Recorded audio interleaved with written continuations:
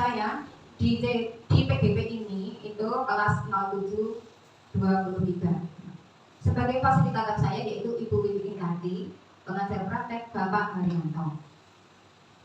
Adapun tujuan kegiatan ini yakni menyampaikan pembelajaran dari penerapan dan pemahaman serta pengalaman mengenai konsep-konsep inti dalam modul budaya positif. Nah, sebenarnya modul budaya positif ini sudah sesuai yang kita lakukan sehari-hari. Kegiatan anak-anak maupun kita semua itu sudah menerapkan modul yang dimaksud dalam modul budaya positif ini. Namun ini semua demi penguatan agar kita lebih jelas dalam melaksanakannya dan ini sesuai dengan yang saya pelajari.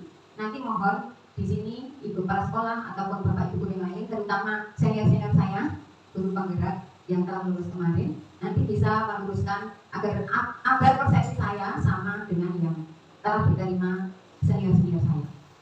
Nah, apakah makna budaya positif itu? Yang telah saya jelaskan tadi, yang telah saya singgung tadi, budaya positif sebenarnya sudah kita lakukan sehari-hari. Ibu kepala sekolah tiap hari memberi amanat baik dalam upacara maupun apel pagi mengenai disiplin. Nah, disiplin itu juga termasuk budaya positif. Nah, lebih jelasnya, mari kita simak berikut. Budaya positif adalah suatu pembiasaan yang bernilai positif. Di dalamnya mengandung sejumlah kegiatan yang mampu menumbuhkan karakter peserta didik ke arah yang positif. Budaya positif di sekolah yaitu nilai-nilai dan kebiasaan-kebiasaan di sekolah yang berpihak pada peserta didik agar mereka dapat berkembang menjadi pribadi yang kritis, penuh hormat dan bertanggung jawab. Apa manfaat budaya positif itu? Manfaatnya yakni 1, membangun hubungan kerjasama antara murid, guru, dan orang tua. 2, menumbuhkan kesadaran dalam melakukan hal-hal yang baik. 3, murid terbiasa dengan pola hidup teratur. 4, menciptakan kepercayaan diri dan tanggung jawab. 5, membangun karakteristik siswa, mengembangkan kegotong royongan dan kerjasama antara guru, murid, dan orang tua. Yang ke-6, menumbuh kembangkan motivasi intrinsik anak, membangun hubungan sosial yang bagus antar warga sekolah. Yang selanjutnya nomor 8, menumbuhkan rasa aman dan nyaman. Yang 9, menumbuhkan kesadaran dan diri murid terhadap budaya positif tersebut. Nah, itu tadi manfaatnya. Nah, sekolah merupakan tempat belajar yang menyenangkan bagi murid. Sekolah yang menyenangkan dan berpihak pada murid akan terwujud jika di dalamnya menerapkan budaya positif. Budaya positif di sekolah adalah nilai-nilai positif yang diterapkan di sekolah untuk menumbuhkan motivasi intrinsik pada diri siswa yang bertanggung jawab dan berbudi pekerti yang luhur sehingga terwujud profil pelajar Pancasila. Untuk sekolah dapat dilihat dari budaya positif yang dimiliki warga sekolah. Bapak Ibu yang saya muliakan, monggo kali dipun kedapi sakonten niku. Santai mawon tapi pasti. Budaya positif terlihat dari sikap keseharian seluruh elemen sekolah yang berkembang pada murid. Budaya positif yang ada di sekolah akan membantu pencapaian visi sekolah. Untuk mewujudkan visi sekolah, peran guru sebagai ujung tombak kualitas pendidikan di sekolah memegang peranan yang penting. Begitu pula dengan terwujudnya profil pelajar Pancasila. Sejak tadi sudah ada profil pelajar Pancasila. Nah, profil pelajar Pancasila itu apa? Nah, profil pelajar Pancasila itu terdiri dari 6 elemen. Ini merupakan nilai-nilai kebajikan yang universal. Ini termaktub dalam 6 elemen. Yang pertama, beriman, bertakwa kepada Yang Maha Esa dan berakhlak mulia. Yang kedua, berkebinekaan global. Yang ketiga, mandiri. Yang keempat, bergotong royong. Yang kelima, kreatif. Yang keenam, bernalar kritis. Nah, guru berperan sebagai penuntun segala kodrat pada anak yang selalu berpihak pada mereka demi kebahagiaan dan merdeka belajar. Nah, budaya positif tadi bisa terwujud itu ada strategi-strateginya. Di sini strategi-strategi yang diperlukan dalam mewujudkan budaya profil sekolah yaitu yang pertama 1, perubahan paradigma belajar. Yang kedua, disiplin positif. Yang ketiga, posisi kontrol guru. Yang keempat, kebutuhan dasar manusia. Yang kelima, keyakinan kelas. Dan yang keenam, restitusi. Apa yang dimaksud mereka atau apa yang dimaksud ke-6 strategi tersebut? Mari kita simak penjelasan berikut ini. Yang pertama, paradigma perubahan belajar. Nah, sebelum sampai ke apa yang dimaksud paradigma, kita coba dulu, cobalah buka. Ini bisa diperhatikan ya. Anda dan teman Anda akan melakukan kegiatan coba buka. Tugas Anda adalah memaparkan salah satu tangan Anda. Coba Anda bayangkan bahwa Anda menyimpan sesuatu yang sangat berharga dengan kepala tangan Anda. Anda perlu menjaga benda tersebut sekuat tenaga. Sekuat tenaga Anda, karena begitu pentingnya untuk kehidupan Anda. Tugas rekan Anda dalam mencoba dengan segala cara untuk membuka kepalan tangan Anda. Teman Anda boleh membujuk, menghardik, menggoda, bahkan menawari Anda dengan uang, bila perlu, agar Anda bersedia membuka kepalan tangan Anda. Nah, pertanyaannya, kira-kira apakah Anda membuka kepalan tangan Anda dengan bujukan, godaan, atau paksaan dengan teman Anda? Mengapa? Pertanyaan yang kedua, apakah Anda akan bertahan dan menolak membuka kepalan tangan Anda sampai sekuat tenaga Anda? Mengapa? Pertanyaan yang ketiga, dalam kegiatan ini sesungguhnya siapa yang memegang kendali atau kontrol untuk membuka atau menutup kepalan Anda? Ya, mungkin dari Bapak Ibu ada yang berkenan menjawab. Pertanyaan 1, 2, 3. Nah, kita lanjutkan. Kemungkinan jawaban kita terhadap pertanyaan pertama dan kedua bervariasi antara yang bersedia membuka dan yang tetap bertahan menutup kepalan tangannya. Pertanyaan ketiga, siapakah yang sesungguhnya memegang kontrol, yang menutup kepalan tangan atau yang berusaha dengan segala cara untuk membuka kepalan tangan rekannya? Jawabannya, tentu kita sendiri yang memegang kontrol atas kepalan tangan kita. Apakah kita membuka atau menutup kepalan tangan kita, itu tergantung pada diri kita masing-masing sesuai dengan kebutuhan dasar kita saat itu. Selanjutnya, untuk membangun budaya positif, sekolah perlu menyediakan lingkungan yang positif, aman dan nyaman agar murid-murid mampu berpikir, bertindak, dan mencipta dengan merdeka, mandiri, dan bertanggung jawab. Salah satu strategi yang perlu ditindak ulang adalah bentuk disiplin yang dijalankan selama ini di sekolah-sekolah kita. Pembahasan disiplin kali ini akan meninjau teori yang dikemukakan oleh Diana Goshen. Sebelum kita gali lebih lanjut tentang teori disiplin restitusi dari Diana Goshen, mari menyamakan model berpikir kita tentang disiplin itu sendiri. Lazimnya disiplin dikaitkan dengan kontrol. Dalam hal ini kontrol guru dalam menghadapi murid. Berikut adalah paparan Dr. William Glasser dalam kontrol teori untuk meluruskan beberapa miskonsepsi tentang kontrol. Ini adalah salah persepsi dari kita tentang kontrol. Yang pertama, ilusi guru mengontrol murid. Pada dasarnya kita tidak dapat memaksa murid untuk berbuat sesuatu jika murid tersebut memilih untuk tidak melakukannya. Walaupun tampaknya kita sedang mengontrol perilaku murid tersebut, hal ini karena murid tersebut sedang mengizinkan dirinya dikontrol. Saat itu bentuk kontrol guru menjadi kebutuhan dasar yang dimiliki murid tersebut. Teori kontrol menyatakan bahwa semua perilaku memiliki tujuan, bahkan terhadap perilaku yang tidak disukai. Miskonsepsi yang kedua yaitu ilusi bahwa semua penguatan positif efektif dan bermanfaat. Penguatan positif atau bujukan adalah bentuk-bentuk kontrol. Segala usaha untuk mempengaruhi murid agar mengulangi suatu perilaku tertentu adalah suatu usaha untuk mengontrol murid tersebut. Dalam jangka waktu tertentu, kemungkinan murid tersebut akan menyadarinya dan mencoba untuk menolak bujukan kita, atau bisa jadi murid tersebut menjadi tergantung pada pendapat sang guru untuk berusaha. Yang ketiga, ilusi bahwa kritik dan membuat orang merasa bersalah dapat menguatkan karakter. Menggunakan kritik dan rasa bersalah untuk mengontrol murid menuju pada identitas gagal. Mereka belajar untuk merasa buruk tentang diri mereka. Mereka mengembangkan dialog diri yang negatif. Kadang tata sulit bagi guru untuk mengidentifikasi bahwa mereka melakukan perilaku ini karena seringkali guru cukup menggunakan suara halus untuk menyampaikan pesan negatif. Yang keempat, ilusi bahwa orang dewasa memiliki hak untuk memaksa. Banyak orang dewasa yang percaya bahwa mereka memiliki tanggung jawab untuk membuat murid-murid berbuat hal-hal tertentu. Apapun yang dilakukan dapat diterima selama ada sebuah kemajuan berdasarkan sebuah pengukuran kinerja. Pada saat itu pula orang dewasa akan menyadari bahwa perilaku memaksa tidak akan efektif untuk jangka waktu panjang dan sebuah permusuhan akan terbentuk. Nah, demikian paradigma perubahan belajar. Di sini maksudnya itu kita berpusat pada murid. Nah, jadi kita mengontrol murid itu malah merusak atau mempengaruhi pikiran murid. Nah, seharusnya murid yang bertindak sendiri sesuai kreativitas masing-masing. Paradigma belajar ini diusahakan pembelajaran kita saat ini semua berpusat pada murid, melayani murid agar murid merdeka dalam belajar. Merdeka di sini maksudnya tidak merdeka bebas, tapi merdeka maksudnya mereka bebas menentukan pilihan, bebas menentukan apa yang menjadi tujuannya, kita yang mengarahkan sesuai minat dan kebutuhan anak tersebut. Strategi yang kedua dalam melaksanakan budaya positif yaitu disiplin Pada gambar ini saya mengambil atau mengangkat tentang kebersihan, menjaga kebersihan kelas. Ini saya berusaha waktu sejak kemarin sampai tujuan tercapai itu saya mendisiplinkan murid dalam melaksanakan tiket kelas. Ini gambarnya seperti ini tiap hari. Saya usahakan sepulang sekolah mereka menunda jam pulangnya atau menunda sebentar untuk melakukan piket sesuai jadwal piket yang telah ditentukan misalnya. Apa yang dimaksud disiplin positif? Disiplin positif adalah proses pembelajaran. Disiplin positif merupakan pendekatan mendidik anak untuk melakukan kontrol diri dan pembentukan kepercayaan diri.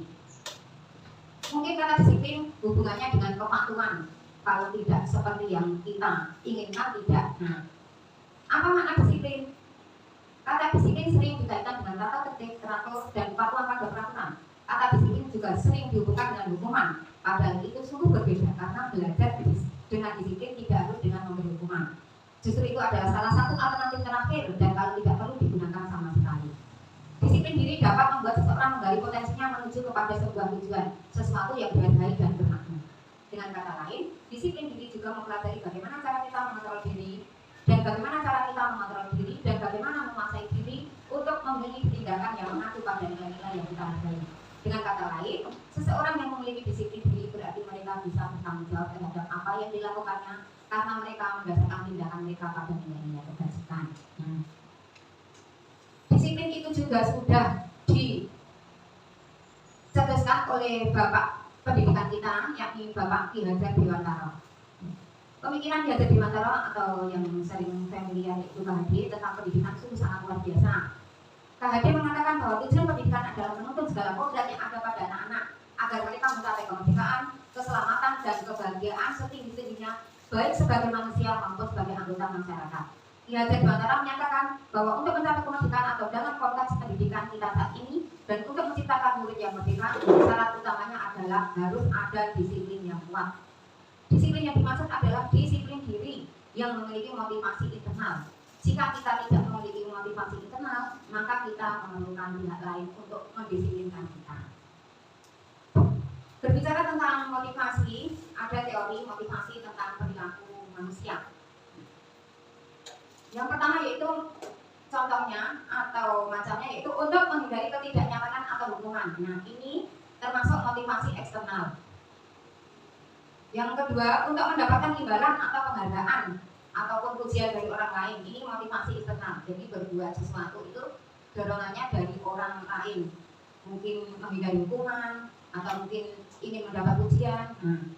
Yang kita inginkan yaitu untuk menghargai diri sendiri menjadi insan sesuai harapan kita. Nah, ini adalah tujuan disiplin positif, yaitu motivasi internal, motivasi yang timbul dari diri pribadi masing-masing, terutama dari diri anak tersebut.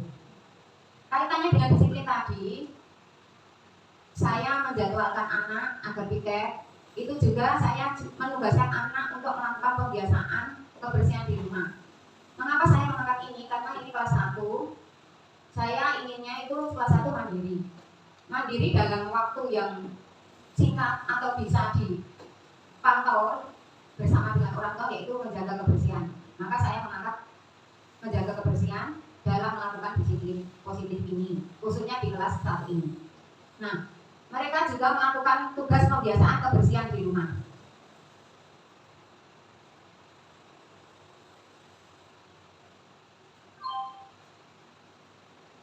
Nah, ini saya beri tugas agar melakukan kebersihan di rumah. Ini gambar tugas-tugas kebiasaan yang harus dilakukan anak dalam rangka meningkatkan kemandirian di rumah.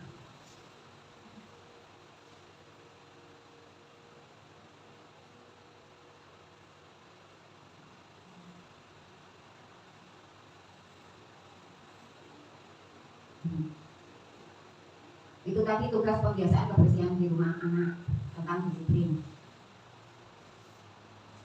Disiplin positif itu juga sudah termasuk atau termuat dalam standar pendidikan nasional yang bunyinya dalam rangka menciptakan lingkungan yang positif, maka setiap warga sekolah dan pemangku kepentingan perlu saling mendukung, menghayati dan menerapkan nilai-nilai kebajikan yang telah disepakati bersama.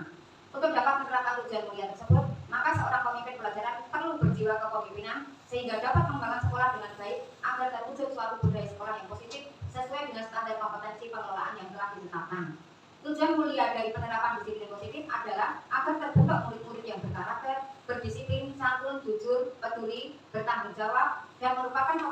panjang hayat sesuai dengan standar kompetensi yang diharapkan. Tetapi strategi dalam mewujudkan budaya positif, strategi yang kedua. Menginjak strategi yang ketiga yaitu posisi kontrol guru.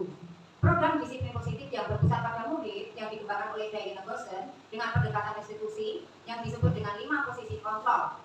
5 posisi kontrol tersebut yakni penghukum, pembuat rasa bersalah, teman, pemantau, manajer. Apa yang dimaksud dengan 5 posisi kontrol tersebut? Mari kita simak video berikut ini.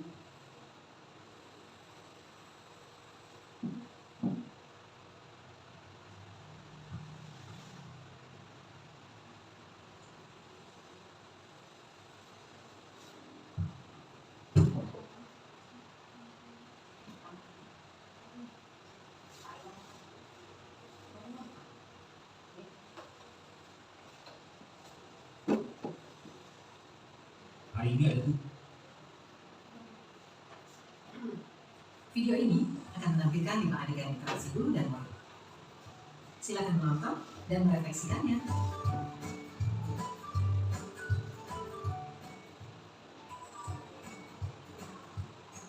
Pagi anak-anak, silakan PR yang kemarin diberikan diletakkan di meja. Anton, kamu sudah mengerjakan belum? Belum mengerjakan saya, Bu.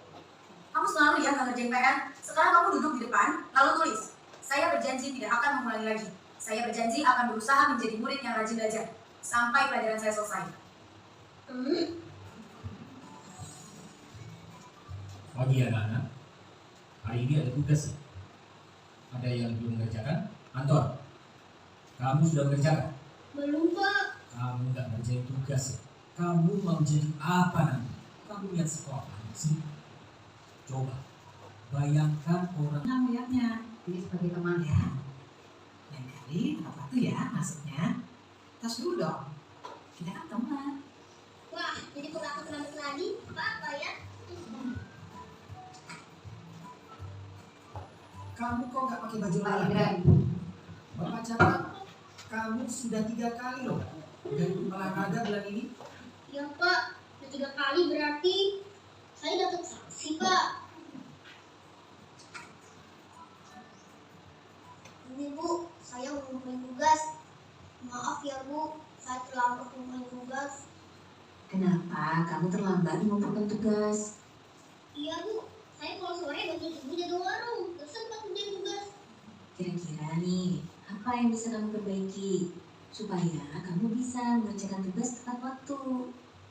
Coba, kapan biasanya kamu membantu ibu jualan? Kadang-kadang sampai jam 8 malam, Bu. Bagaimana kalau kamu membuat jadwal? Kapan kamu akan mengerjakan tugas? Oh gitu ya, Bu. Ya, coba deh, Bu. Terima kasih, Bu. Video ini akan menampilkan 5 adegan interaksi guru dan murid. Silakan, Bu. Itu tadi tentang posisi kontrol. Tadi penghukum, pembuat rasa bersalah, teman, pemantau, manajer. Sebaiknya kita ada yang posisi manajer ini, seperti yang telah diberikan dalam video tadi. Sekarang strategi yang keempat, yakni kebutuhan dasar manusia. Semua yang kita lakukan adalah usaha terbaik kita untuk mendapatkan apa yang kita inginkan. Ketika kita mendapatkan apa yang kita inginkan, sebetulnya saat itu kita sedang memenuhi satu atau lebih dari satu kebutuhan dasar kita. Apa macam kebutuhan dasar manusia? Yang pertama, kebutuhan bertahan hidup. Yang kedua, kasih sayang dan rasa diterima, penguasaan, kebebasan, dan kesenangan. Ini teorinya kebutuhan dasar manusia. Mari kita simak berikut ini, video berikut ini.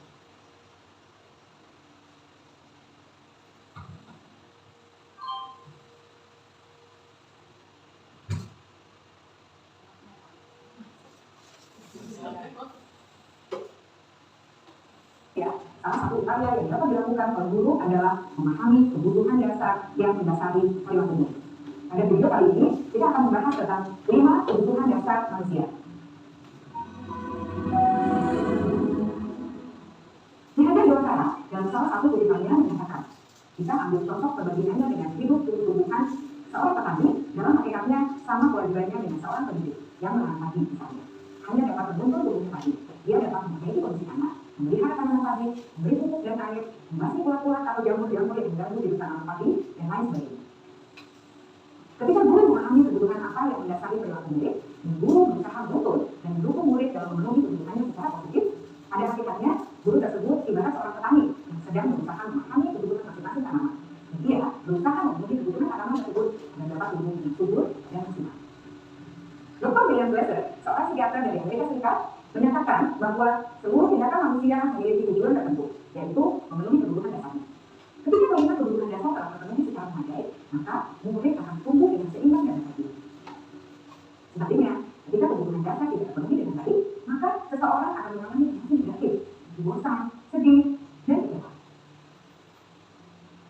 Maka mereka dapat melakukan perbuatan yang bertentangan dengan nilai-nilai kebajikan atau melanggar peraturan. Dengan kata lain, perilaku buruk seseorang biasanya adalah respons dari kebutuhan yang tidak terpenuhi. Namun, mereka tidak tahu cara untuk menyelesaikannya. Ada 5 kebutuhan dasar manusia menurut Dr. William Glasser, yaitu yang pertama, kebutuhan untuk bertahan hidup atau survival. Yang kedua, kebutuhan untuk merasa diterima atau love and belonging. Yang ketiga, kebutuhan akan kebebasan atau freedom. Yang keempat, kebutuhan akan kesenangan atau fun. Dan yang kelima, kebutuhan akan penguasaan atau power. Kebutuhan dasar yang pertama adalah kebutuhan yang bersifat fisiologis untuk bertahan hidup atau survival. Misalnya, kesehatan, rumah, dan makanan. Kebutuhan biologis sebagai bagian dari proses reproduksi termasuk kebutuhan untuk tetap bertahan hidup. Kebutuhan untuk merasa aman juga termasuk dalam kebutuhan ini.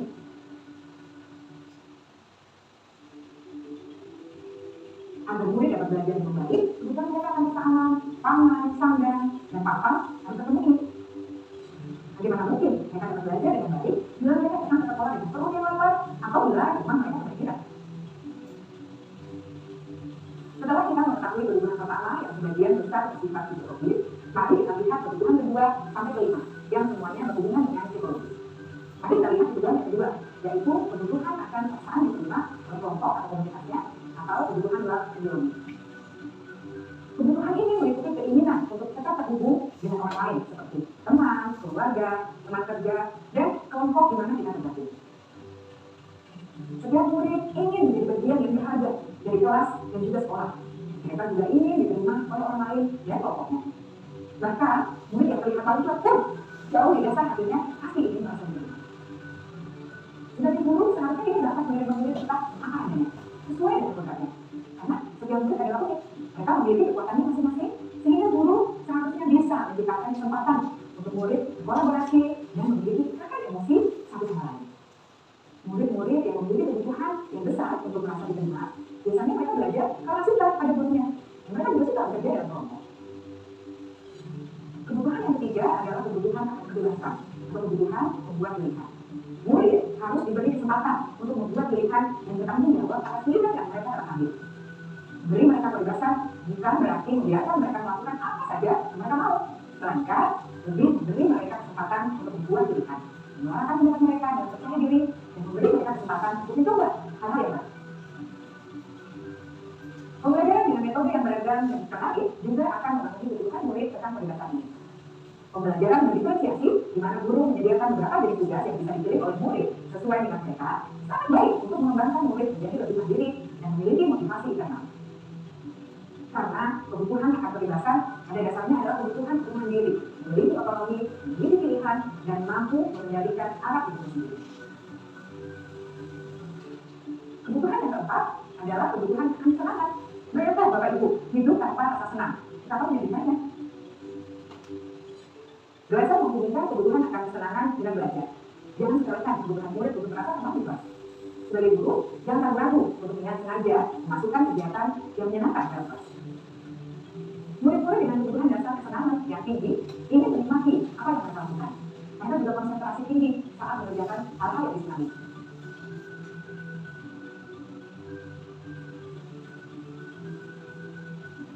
Kebutuhan yang kelima adalah kebutuhan akan penguasaan.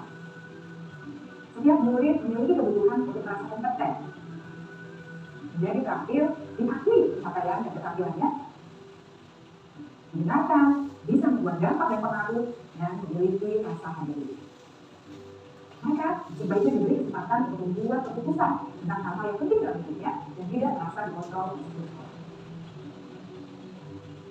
Ada murid yang telah menginjak usia remaja, seringkali mereka merasa tidak memegang kendali atas kehidupannya sendiri, karena guru tak terlalu berpengaruh dalam mengambil keputusan. Murid-murid yang memiliki kebutuhan dasar akan penguasaan yang tinggi biasanya selalu ingin menjadi pemimpin. Mereka juga suka mengamati sebelum mencoba hal yang baru. Mereka juga perfeksionis dan merasa kecewa bila melakukan kesalahan. Ibu dan bapak guru sangatlah penting bagi kita untuk mengetahui kebutuhan dasar murid-murid, agar kita memahami alasan dibalik sikap dan tindakan mereka.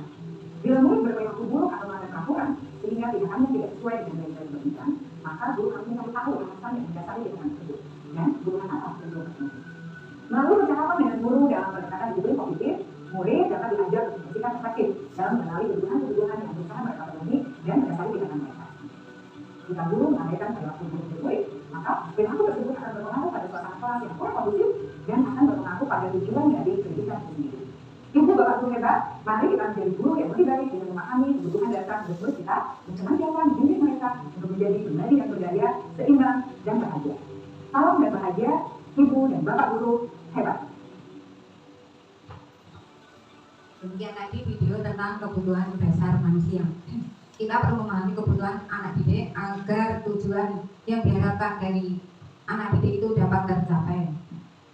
Selanjutnya yaitu ini adalah cuplikan video saya tentang tugas mandiri yang ada di LMS pada PGP, Pendidikan Guru Penggerak. Ini hanya cuplikan.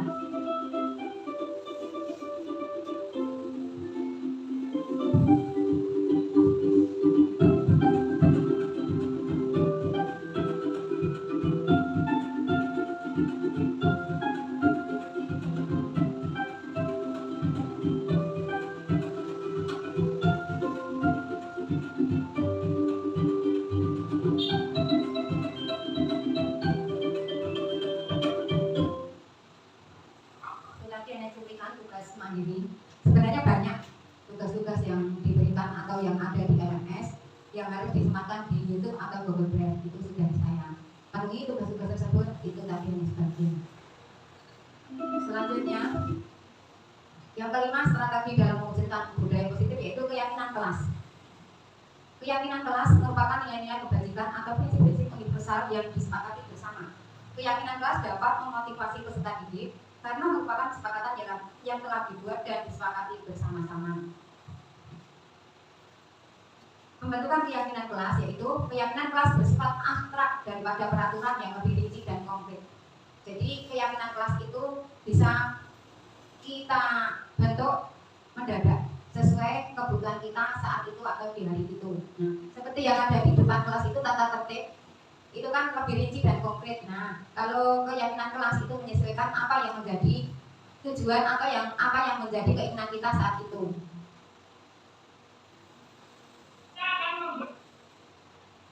Yang kedua, keyakinan kelas berupa pernyataan-pernyataan yang universal, umum.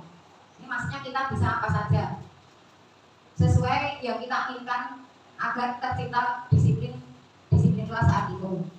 Yang ketiga, pernyataan keyakinan kelas selalu dibuat dalam bentuk positif. Ini dalam kalimat positif.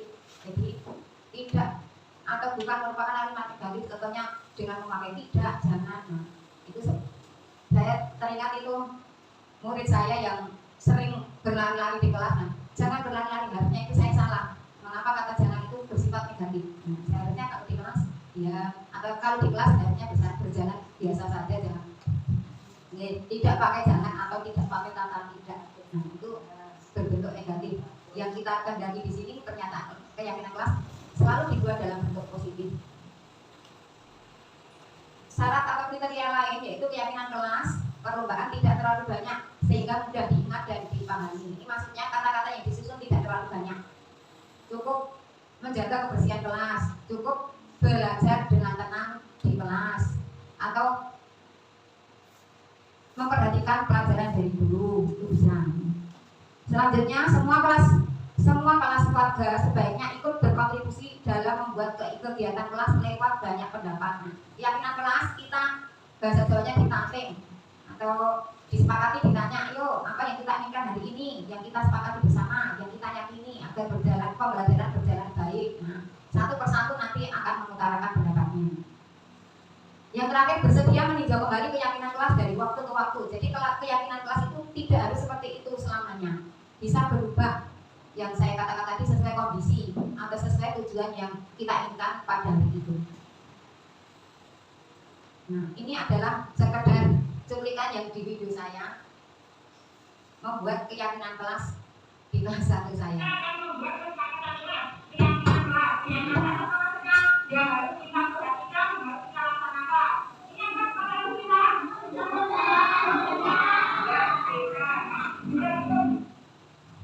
Itu sekedar cuplikan, lebih lengkapnya ada di video saya juga di YouTube. Yang terakhir yaitu restitusi.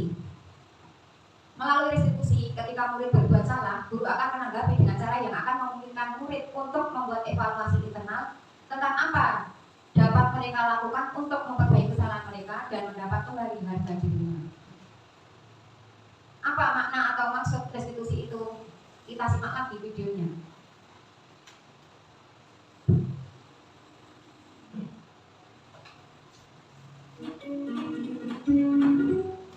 Salam dan bahagia, Ibu dan Bapak Guru hebat. Pada video kali ini kita akan membahas tentang salah satu program disiplin positif yang diterapkan di lingkungan sekolah yang dikenal dengan nama restitusi. Restitusi dikembangkan oleh pakar pendidikan dari Boston, berlandaskan pada teori kontrol Dr. William Gleiser.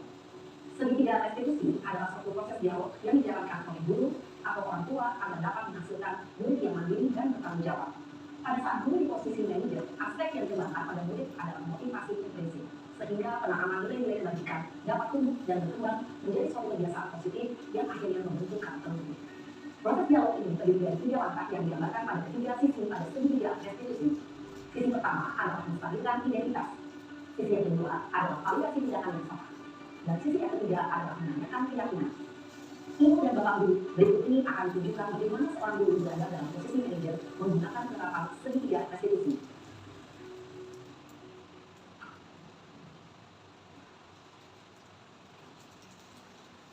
Iya. Iya Pak. Sudah lama kita kenapa hari ini? Betul Pak, betul banget. Masa aku dikatain Pak Pak? Ya aku marah Pak. Aku dari kita di depan kelas, betul banget. Oh begitu. Ya pasti kamu marah dan kesal. Bapak juga akan marah apabila ada yang berubah seperti itu. Kemudian pada saat itu kamu melakukan apa? Ya saya langsung marahin mereka lah Pak, betul banget. Saya berangkat dia bukan teman lain. Oh begitu. Pasti kamu melakukan seperti itu karena satu alasan tertentu kan? Iya Pak, terus saya diam saja Pak. Ya saya dari lah, aku saya di Pak Mina. Ya wajarlah. Mempertahankan harga itu sesuatu yang penting buat kamu. Untung kamu tidak begitu kabar, hanya bentar-bentar. Iya Pak. Untung saya masih sabar dan saya mengetak saja. Sudah lulus Pak ya Pak, saya pasti dari lah. Ya pasti ya. Tapi kamu memilih untuk tetap bertahan dan bersabar. Kamu memilih untuk tidak berbuat lebih parah lagi. Iya. Nah, sekarang coba kita lihat lagi. Tindakan kamu yang mentah-mentahkan di kelas. Tindakan kamu itu kira-kira sesuai dengan keyakinan kelas atau berarti kamu tidak? Enggak lah Pak, capek Pak di rumah. Jadi keyakinan atau titik mana yang perlu sesuai dengan keinginan kamu? Ya saya sebenarnya sama terlibat lain. Mungkin saat itu saya tidak emosi, jadi tidak ingat sekali itu. Kamu yakin tidak? Menghargai orang lain itu penting buat kamu? Yakin lah Pak. Iya, setuju. Kita harus saling menghargai. Namun, ada juga keyakinan yang tersepakati yang perlu kita jalankan apabila kita sedang marah kan? Ya saya bisa proaktif, mulai dengan diri sendiri. Saya bisa jadi lebih sabar, mengambil diri dan berpikir mau apa saja. Kira-kira kamu bersedia memperbaiki masalah ini tidak? Sedia Pak. Kalau kamu memperbaiki masalah ini, kamu akan menjadi orang seperti apa? Saya akan menjadi orang bertanggung jawab ya Pak. Dan nanti akan proaktif. Iya, menurut kamu bagaimana rasanya menjadi orang seperti itu? Ya nyaman lah, bangga, bersabar dan mandiri. Baiklah kalau begitu. Yuk kita pikirkan bagaimana memperbaiki masalah ini. Ibu dan Bapak Guru hebat. Baru saja kita menyaksikan contoh bagaimana seorang guru berada dalam posisi manajer menggunakan penerapan segitiga restitusi. Mari kita bahas satu persatu. Pada sisi pertama, menstabilkan identitas berdasarkan pada prinsip bahwa membuat kesalahan adalah bagian dari proses pembelajaran. Sisi pertama dari segitiga ini berperan menggeser identitas murid dari identitas gagal ke identitas sukses. Murid yang sedang bertingkah laku yang tidak pantas atau menarik diri saat itu sedang mengalami identitas gagal.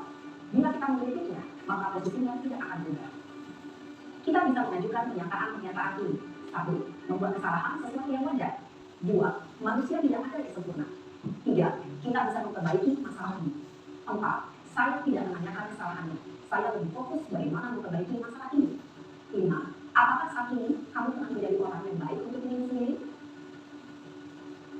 Pada sisi kedua, validasi tindakan yang salah berlandaskan pada prinsip bahwa setiap perilaku berupaya memenuhi suatu kebutuhan tertentu. Guru yang telah memahami teori kontrol akan bergeser dari pemikiran stimulus respon menjadi proaktif dan mencoba untuk mengenali tujuan dari perilaku murid, mengenali dan mengakui kebutuhan murid ini dapat memperbaiki hubungan dengan murid tersebut. Pernyataan atau pertanyaan bisa disampaikan dengan nada suara tidak menghakimi atau memojokkan, sehingga dapat mengembalikan murid pada posisi positif. 1. Kamu bisa saja berpindah murid ke gambar lagi dari ini. 2. Kamu bukan melakukannya tanpa suatu alasan tertentu. 3. Kamu melakukannya karena mempertahankan sesuatu yang penting bagimu. 4. Mungkin kamu bisa mempelajari sesuatu perilaku baru yang lebih efektif. Bersediakah kamu mempelajarinya? Selanjutnya, kita akan simak sisi terakhir, yaitu menanyakan keyakinan. Teori kontrol menyatakan bahwa pada dasarnya kita termotivasi secara implisit. Pada saat perilaku yang salah telah divalidasi dan identitas sukses telah stabil, maka murid telah siap mengalihkan keyakinan-keyakinannya dengan tindakannya yang salah dan pemikirannya telah bergeser ini menjadi orang yang dituju. Pertanyaan-pertanyaan ini dapat mengalihkan keyakinan-keyakinan yang diambil murid. 1. Sebagai keluarga atau kelas, apa yang kita yakini? 2. Nilai-nilai apa yang telah kita sepakati? 3. Seperti apa gambaran sebuah kelas yang ideal bagi kami? 4. Kamu ingin menjadi orang seperti apa? Dalam menerapkan segitiga restitusi, perlu diperhatikan beberapa hal, yaitu 1. Perilaku yang salah perlu dikaitkan dengan nilai-nilai atau keyakinan-keyakinan yang telah disepakati atau dituju. 2. Kesediaan orang yang melakukan kesalahan untuk memperbaiki masalah. 3. Pemecahan masalah sebisa mungkin relevan atau memiliki hubungan dengan masalah yang ada. 4. Usaha. Perlu adanya suatu usaha kebaikan dari pihak yang berbuat kesalahan. 5. Waktu. Perlu didedikasikan waktu dari pihak yang berbuat kesalahan. Tanyakan kapan akan mulai melakukan usaha untuk memperbaiki masalah. Dengan memahami struktur penerapan segitiga restitusi, diharapkan guru dapat menerapkan posisinya sebagai leader dan mengajukan pertanyaan-pertanyaan bermakna yang dapat membuat murid menjadi lebih percaya diri, bertanggung jawab, dan mandiri. Nah, ibu bapak guru perlu tidak mengikuti ketiga tahapan dalam segitiga restitusi bergantung pada ringan beratnya suatu permasalahan. Misalnya, bila permasalahan tersebut ringan, maka tidak perlu dijalankan secara berurutan, bahkan bisa segera menanyakan apa keyakinan yang kita sepakati. Dengan menjalankan segitiga restitusi, dengan mengajukan pertanyaan-pertanyaan bermakna, diharapkan murid menjadi kuat secara pribadi, dapat membuka wawasan murid agar dapat menyelesaikan permasalahannya sendiri, semakin percaya diri, mandiri, dan merdeka. Salam dan bahagia, ibu bapak guru hebat. Kemudian itu video tentang penjelasan mengenai restitusi. Berikut juga masih cuplikan tugas mandiri yang ada di LMS yang saya laksanakan tentang restitusi.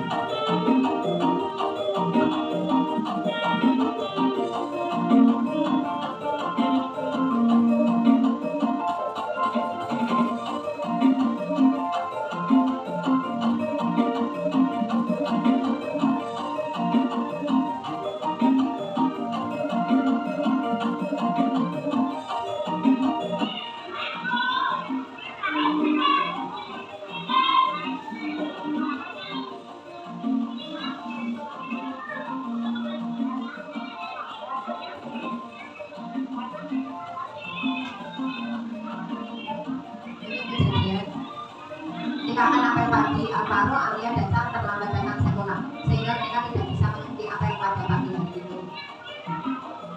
Setelah selesai, ketiga anak ini saya panggil.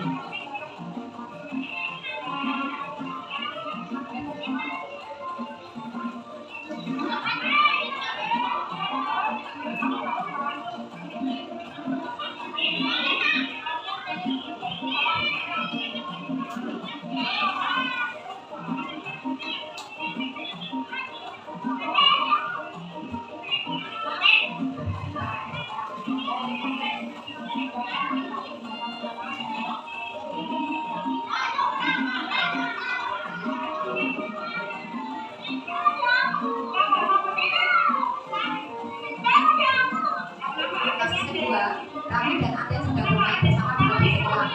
Dan tiba-tiba terlibat dalam saling ajak. Kami pun menjadi emosi sampai mengambil kayu dan kecil dari tempat itu tidak membalas dengan memukul Aden. Kita langsung diketahui oleh teman yang lain dan dengan cepat dilaporkan kepada guru.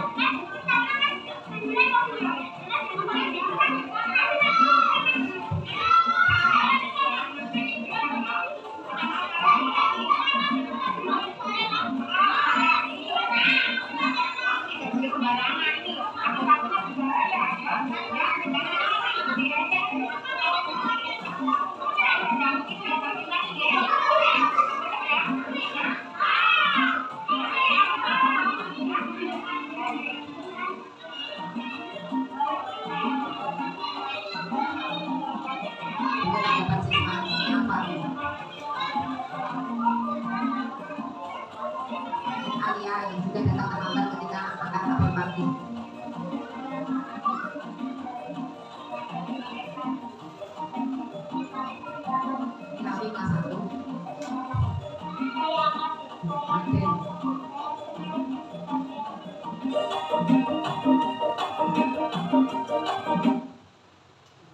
tadi kegiatan atau tugas mandiri saya pas tugas modul tentang restitusi.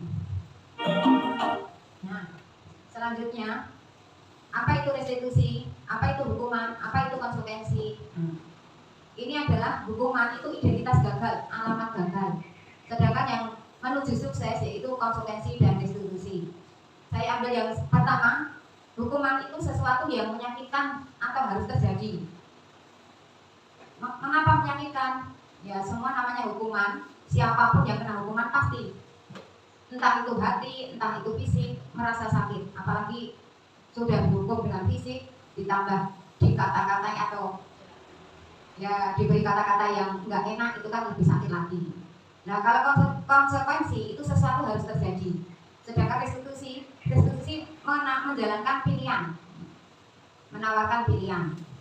Nah kalau negatifnya, kata-kata negatifnya ini awas kalau dilakukan lagi ya, nanti awas kamu. Nah itu semacam diancam itu hukuman itu sifatnya. Nah kalau konsekuensi itu lakukan apa yang saya katakan, jadi setengah memaksa. Nah sedangkan restitusi itu apakah hal ini yang sesungguhnya ingin kamu lakukan? Kita menawarkan pilihan-pilihan. Kaitannya dengan hukuman, konsekuensi, dan restitusi, saya jadi ingat dengan kejadian yang di kelas saya awal-awal dulu. Ya. Itu kelas 1, tiap ada pelajaran yang saya katakan tadi, ada yang berlari-lari, ada yang kesana kemari, mengganggu temannya. Nah, saya mencecar atau menalikan sepatu di mejanya, di kaki mejanya. Nah, itu juga tidak baik. Saya setelah mengetahui atau mempelajari modul ini, oh itu namanya hukuman. Jadi walau seberapa pun itu menyakitkan anak-anak. Kalau itu tidak menyelesaikan masalah. Setelah saya mempelajari modul ini, cencang-cencang atau menalikan tali di kaki meja tidak saya lakukan. Nah konsekuensi itu sering, maka saya tiap pagi itu saya ajak keyakinan kelas anak-anak itu untuk membuat kesepakatan, yakni menaruh makanan atau minuman di luar kelas.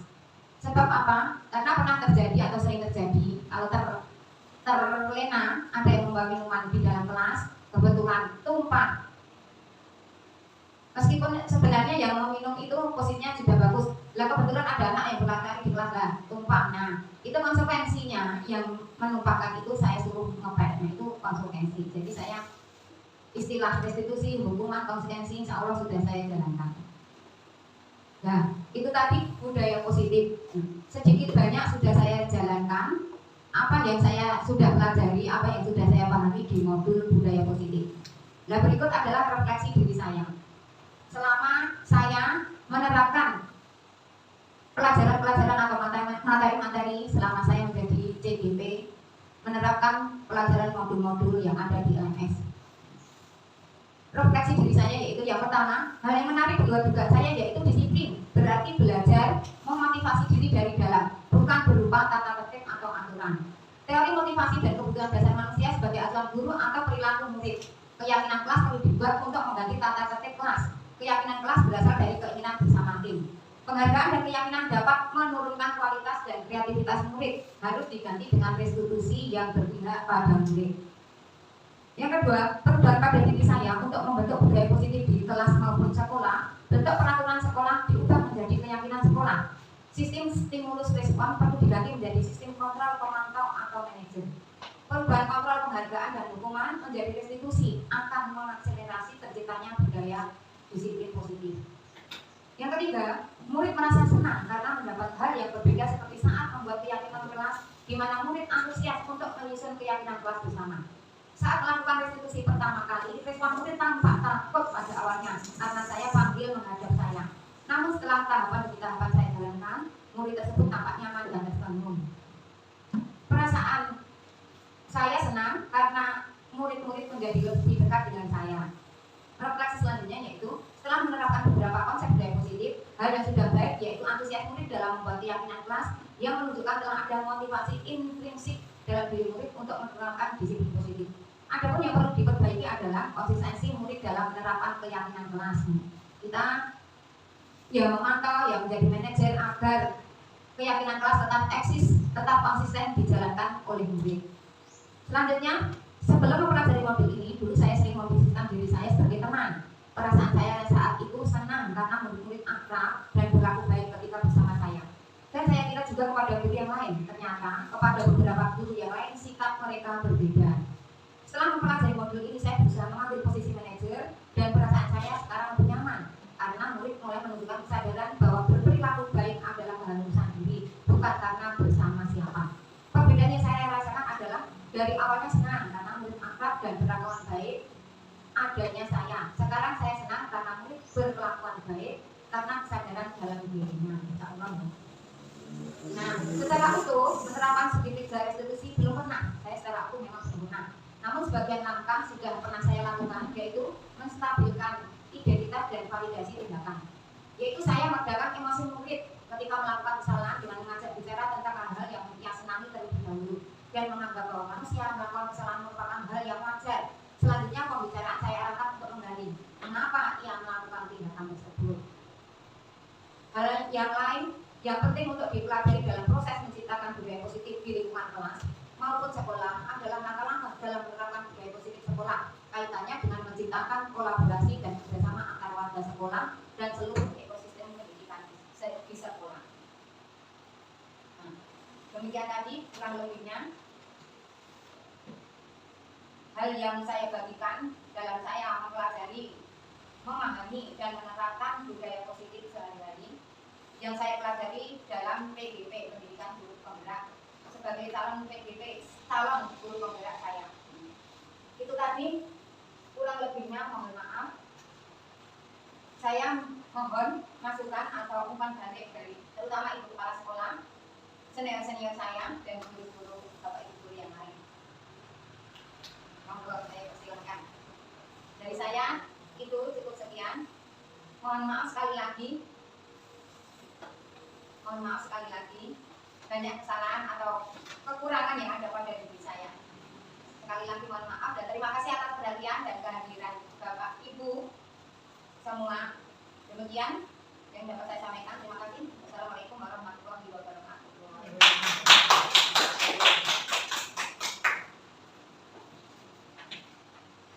Sudah dalam 4 bulan itu sudah banyak ilmu yang didapat. Dan saya terima kasih pada Bu Indrawati. Meskipun belum sempurna, karena semua kesempurnaan itu melalui tahap prosesnya, melalui waktu. Tapi beliau sudah melaksanakan dan mengaplikasikan, mengimplementasikan ilmu yang didapat dari program CGP Angkatan 7 di dalam kelasnya. Saya apresiasi sekali. Jadi ilmu itu tidak hanya teori, tapi langsung itu praktiknya. Kalau teori nanti mudah dilupakan, habis ini nanti lupa kok pemaparan. Tapi kalau praktek, insya Allah tidak akan dilupakan karena ada jejaknya. Tadi sudah dipaparkan, sudah banyak hal-hal yang sudah dilakukan oleh Bu Indrawati di kelasnya. Tadi sudah melibatkan siswa-siswinya, meskipun itu adalah kelas bawah. Karena tadi contoh-contoh di pemaparan kan kelas atas, di mana mengatur, mengkondisikan kelas atas itu mudah sekali. Satu kalimat begitu anak-anak sudah baik. Tapi Bu Indrawati ini menghandle kelas 1, di mana anak-anak itu dulu dari TK-nya baru nuansa bermain full 100%, sekarang sudah disisipi ilmu-ilmu. Nah, cara mensisipi ilmu-ilmu bagaimana ya seperti tadi. Kalau dulu memang kita dari sesepuh-sesepuh senior kita memang kaku, karena zamannya memang seperti itu dan anak-anaknya tipenya seperti itu. Tapi kalau sekarang anak zaman sekarang yang begitu perkembangan teknologi begitu cepat, kalau dengan kaku-kaku tidak bisa. Makanya disisipi dengan hal-hal yang sesuai dengan kondisi mereka. Seperti ada hadis yang artinya didiklah anakmu sesuai dengan zamannya. Jadi kita tidak bisa memaksakan zaman kita waktu SD itu seperti itu, sekarang harus seperti itu. Kita harus menyesuaikan diri. Dari budaya positif yang sudah dipaparkan oleh Bu Indra tadi, mungkin berapa persennya kita sudah melaksanakan, meskipun belum 100%. Satu, budaya positif ini lebih ditekankan. Dengan sekarang di kurikulum Merdeka itu ada P5, program penguatan profil pelajar Pancasila.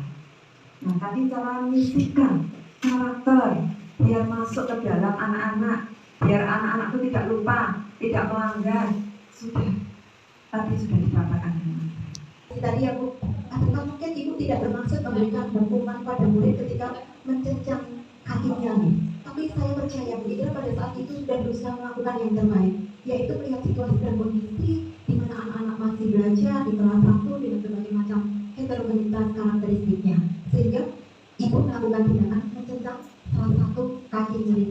Mungkin bagi saya itu tidak menghukum ya Bu, pembelajaran saja buat murid supaya tidak mengganggu murid yang lain, karena saya percaya ibu dalam pembelajaran di kelas tidak hanya memberikan tentang pengetahuan saja, tapi juga pelajaran tentang penguatan karakter dan juga adab siswa. Kemudian ibu dan tadi juga sudah ditekankan mengenai tiga restitusinya, barangkali bisa dikembangkan untuk lebih baik lagi. Pertama, mengingatkan pada saya sendiri, pembelajaran sosial emosional,